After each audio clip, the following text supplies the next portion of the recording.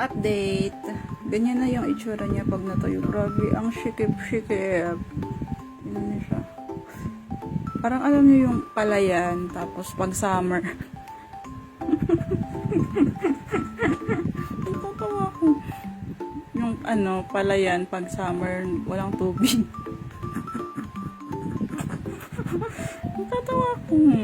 Ganyan siya. Maghihilamos na ako. Lampas 30 minutes na to, kaya lang hindi pa ako tapos sa piniprint ko.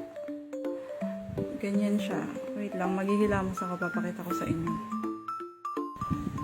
Ayan na, nakapaghilamos na ako.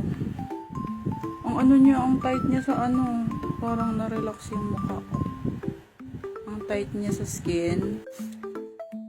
So, kung nagtataka ka kung ano yung nilagay ko sa mukha ko kanina, ito ay ang Bentonite Clay Mask.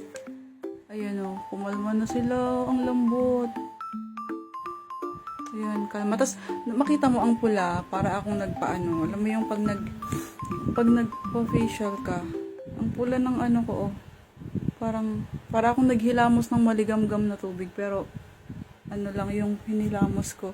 So, mapula yung mukha ko kasi ikaw ba naman kasi pag nagda-dry na siya, di ba, i-mix mo siya sa tubig or kung gusto mo sa apple cider vinegar.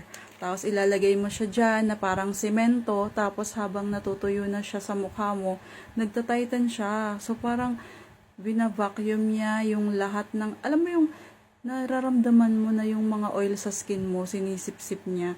Talagang marirelax ka talaga. Parang nagtatight siya sa mukha mo, tas parang sinisip-sip niya yung lahat ng deep-seated dirt, excess oil sa mukha mo. Tapos, parang ang relax niya lang. Makita mo, namumula siya. Ito yung kamay ko, tas ito yung nilagyan ko ng namumula siya. Pero nakaka-relax talaga. Baka pag naglagay kayo ng nito, baka ma-relax kayo, baka makatulog kayo. Try nyo din. Ako paubos na, bibili ulit ako nito. Naka 2 months na tong isang sachet na to. 2 months na, nakakailang content na nga ako gamit ito. Pero, ang dami din nang bumibili nito. Siguro, yung sabi ko nga sa inyo, di ba, nakabenta na ako ng 18 nito noong August. Tapos ngayong September, yung September 1, nakabenta ako ng 2 nito. Ayun o, ang tight ng skin ko. So, kung oily yung skin mo, try mo to. Oily yung skin mo, acne prone ka din. Tapos ako ay nagbe-breakout ako. Tapos, ayan. O, diba? Parang nakalma yung mga, naghihimagsik na mga acnes. Parang nakalma siya. Ayan o, namumula o, para ako nagpa-facial tuloy. Try nyo din para ma-experience nyo, nakaka-relax talaga. Ito.